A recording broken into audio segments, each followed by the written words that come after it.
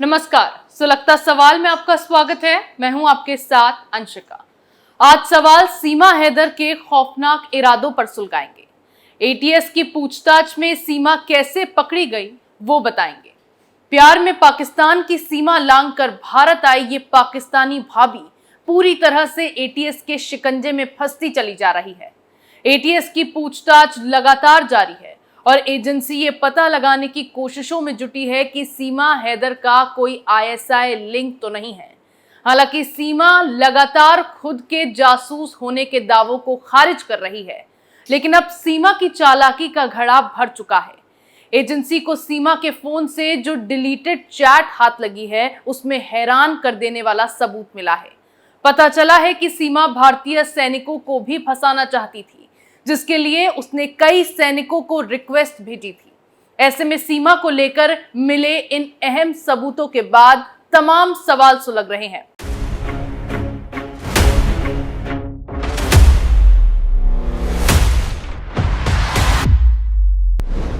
क्या सीमा हैदर वाकई एक जासूस है? एटीएस को सीमा के फोन से क्या मिला? भारतीय सैनिकों को रिक्वेस्ट भेजने का क्या था मकसद? क्या सीमा कोडवर्ड के जरिए बात करती थी? ये तमाम सवाल इसीलिए सुलग रहे हैं क्योंकि सीमा हैदर पूरी तरह से एटीएस के चक्रव्यूह में फंस गई है। एटीएस के कड़वे सवालों से सीमा की पोलपट्टी खुलकर सामने आ गई है। सीमा ने जितने शातिर तरीके से अपना पूरा खेल रचा है, उतने ही शातिर तरीके से एजेंसी के सामने उसने जवाब भी दिए। लेकिन एटीएस ने भी सीमा पर ऐसे ऐसे सवाल दागे कि बंद कमरे में सीमा के पसीने छूटने लगे। कहते हैं अपराधी चाहे कितना भी शातिर क्यों ना हो, कोई ना कोई सुराग छोड़ ही देता है। बिल्कुल यही सीमा के साथ भी हुआ। 5वीं पास पाकिस्तानी महिला फर्राटेदार अंग्रेजी बोलती है, उसे पढ़ लिख लेती है। कुछ दिनों पहले भारत आई पाकिस्तानी महिला हिंदी भी बखूबी बोलना जानती है। और तो और हिंदू धर्म को अपनाए हुए सीमा को कुछ ही दिन हुए कि उसे हिंदू रीति रिवाज भी अच्छे से पता है।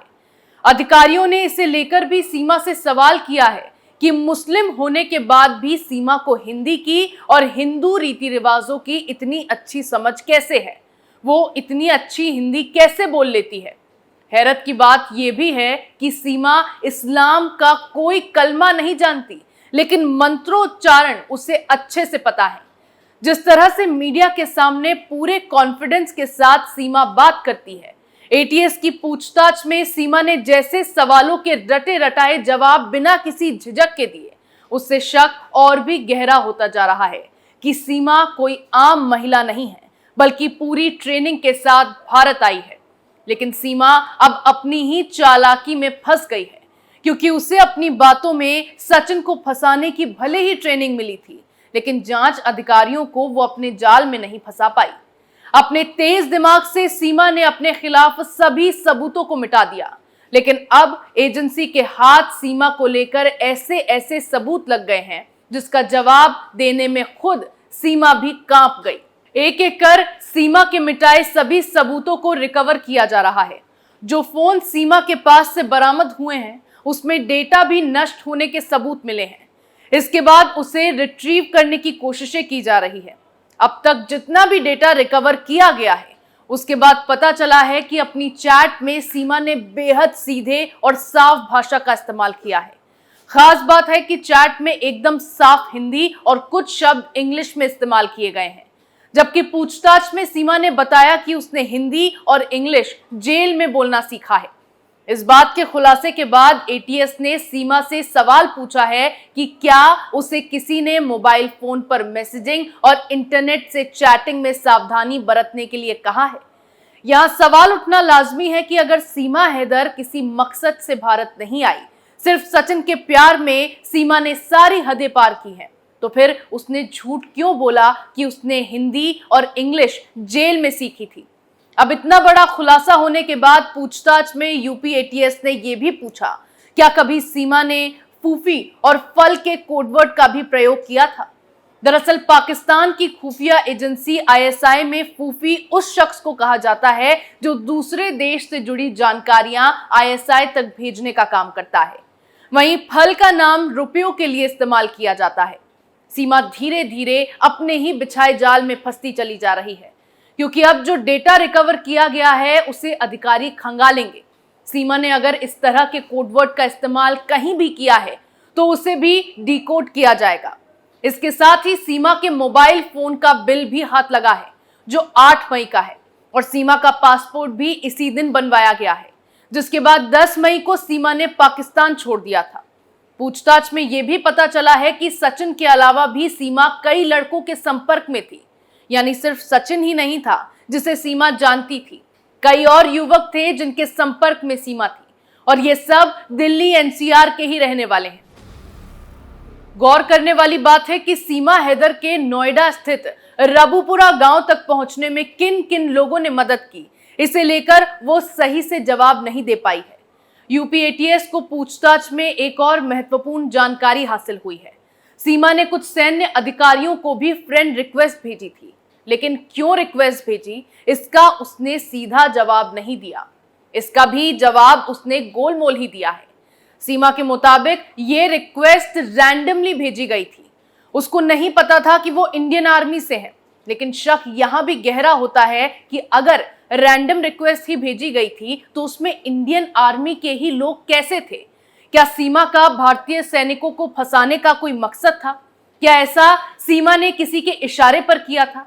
क्या इन अधिकारियों के जरिए सीमा खुफिया जानकारी निकालकर आईएसआई तक पहुंचाना चाहती थी? ऐसे तमाम सवाल हैं जिनका पता लगाया जा रहा है, क्योंकि सीमा हैदर के व्यवहार से लेकर उसकी पूरी कुंडली में झोल पकड़ा गया है। सीमा के पास से जो आइडेंटिटी कार्ड बरामद हुआ है उसके हिसाब से सीमा केवल 21 वर्ष की है, और ये आइडेंटिटी कार्ड सितंबर 2022 में बनवाया गया है, जबकि सीमा की असली आयु 27 वर्ष बताई गई है। सीमा के पास से फोन बरामद होना, टूटे हुए सिम कार्ड मिलना, इतना ही नहीं, सिम होने के बाद भी नेपाल में हॉटस्पॉट के जरिए सचिन से संपर्क करना, ये सभी बातें किसी को भी हजम नहीं हो रही है। अब अधिकारियों की रडार पर सीमा का तीसरा फोन भी आ गया है, जिससे कई बड़े राज खुलने की आशंका जताई जा रही है। अहम बात है कि इस फोन में सिम नहीं थी, लेकिन फिर भी सीमा ने इसे संभाल कर रखा था, जिस पर अब संदेह जताया जाने लगा है। भारत आने के पीछे सीमा का खतरनाक मकसद। सीमा हैदर एक पाकिस्तानी महिला है जो सिंध प्रांत की निवासी है। सीमा का पूरा नाम सीमा गुलाम हैदर है। रिपोर्ट्स के मुताबिक सीमा अपनी पहली शादी के बाद पति गुलाम हैदर के साथ कराची में रह रही थी। सीमा का दावा है कि उसके पति ने उसे फोन पर तलाक दे दिया था और अब वो संपर्क में नहीं है। सीमा के पहले पति गुलाम हैदर सऊदी अरब में काम करता है और तलाक के बाद सीमा ने इसी साल की शुरुआत में अपनी दूसरी शादी सचिन के साथ नेपाल के काठमांडू में की थी और हिंदू धर्म अपना लिया था।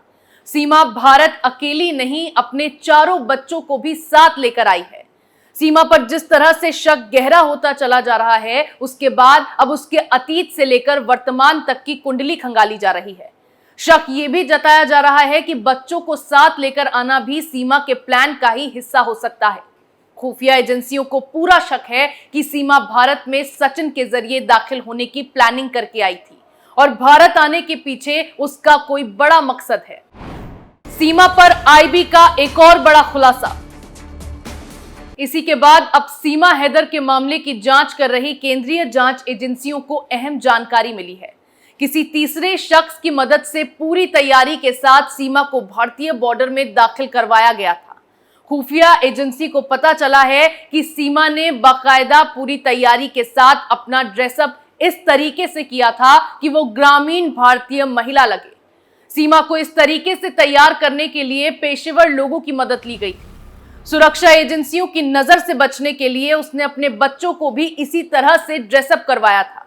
जांच एजेंसियों के मुताबिक ऐसा ही तरीका ह्यूमन ट्रैफिकिंग यानी घरेलू सहायिका या जिस्म फरोशी रैकेट में शामिल महिलाएं भारत नेपाल सीमा पार करने में इस्तेमाल करती हैं। इसके अलावा जिस धारा प्रवाह भाषा में सीमा लगातार बात कर रही है, ऐसी ट्रेनिंग नेपाल में मौजूद पाकिस्तानी हैंडलर उन महिलाओं को देते हैं जिनको नेपाल बॉर्डर पार कराकर भारत में गैर कानूनी गतिविधियों को अंजाम देने के लिए भेजा जाता है। भारतीय खुफिया और जांच एजेंसियों की जांच के दायरे में अब ऐसे एजेंट भी हैं जो इस तरीके की खास तैयारी कराते हैं, भारत में अवैध तरीके से लोगों को घुसवाने में मदद करते हैं। हैरानी की बात यह है कि भारत नेपाल सीमा पर 13 मई को सीमा हैदर सचिन ने भारत में एंट्री की भी बात कबूली है, लेकिन दोनों के इन दावों की तस्दीक फिलहाल केंद्रीय एजेंसियों की जांच में नहीं हो सकी है। 13 मई को भारत नेपाल सीमा सुनौली सेक्टर और सीतामढ़ी सेक्टर में अब तक थर्ड नेशनल सिटीजन की मौजूदगी की कोई जानकारी सामने नहीं आई है। भारत नेपाल सीमा पर इन्हीं दोनों जगहों से सीमा हैदर और सचिन द्वारा भारत में एंट्री का दावा किया जा रहा है, जिसके बाद यहां मौजूद रिकॉर्ड और सीसीटीवी फुटेज की जांच की गई है। भारत नेपाल सीमा के सारे बस रूट पर 13 मई को गुजरने वाली बसों के सीसीटीवी फुटेज की पड़ताल की जा रही है, जिसका विवरण सीमा और सचिन ने दिया है। थर्ड नेशन सिटीजन यानी भारत नेपाल के अलावा किसी तीसरे देश के नागरिक का भारत नेपाल सीमा पर मौजूद होना और उसे पार करने की कोशिश करना, ये भारत नेपाल में मैत्री समझौते में शामिल है, जिसमें इन दोनों देशों के अलावा अगर किसी तीसरे देश का नागरिक यहां पर आता है तो इसकी सूचना तुरंत यहां पर मौजूद एजेंसियों को, स्थानीय पुलिस को देनी होती है और भारत की संबंधित एजेंसियां अपनी जांच शुरू करती है। हालांकि खास मल्टीटास्किंग एजेंसी टीम जिसमें आईबी, कस्टम, इमिग्रेशन, सशस्त्र सीमा बल, फॉरेस्ट डिपार्टमेंट और यूपी बिहार पुलिस के सदस्य शामिल हैं, उसने भी रिपोर्ट केंद्रीय जांच एजेंसियों को सौंपी है, जिसके मुताबिक भारत नेपाल बॉर्डर पर 13 मई के दिन किसी तीसरे देश के नागरिक को नहीं देखा गया। ऐसे में भारत नेपाल सीमा पर स्थित चारों आईसीपी यानी इंटीग्रेटेड चेकपोस्ट के रिकॉर्ड की जांच की जा रही है। पता लगाया जा रहा है कि कहीं इन जगहों से तो थर्ड नेशन सिटीजन की एंट्री तो नहीं हुई है, जिसमें सुनौली, बहराइच और रक्सौल शामिल है। सीमा हैदर को लेकर जांच बारीकी से की जा रही है और धीरे धीरे उसके काले राज भी बाहर आते जा रहे हैं। सीमा, सचिन और सचिन के पिता से अलग अलग कमरों में पूछताछ की गई है, जिसमें तीनों के जवाब में कोई मेल नहीं है, जिससे एजेंसियां अब सतर्क हो गई हैं। सीमा हैदर पर कड़ी नजरें बनाए हुए हैं और जल्द ही उसका पूरा राज सबूतों के साथ बाहर आने वाला है। सुलगता सवाल में मेरे साथ फिलहाल इतना ही। नए मुद्दों के साथ फिर पेश होंगे, तब तक के लिए देखते रहिए कैपिटल टीवी। नमस्कार।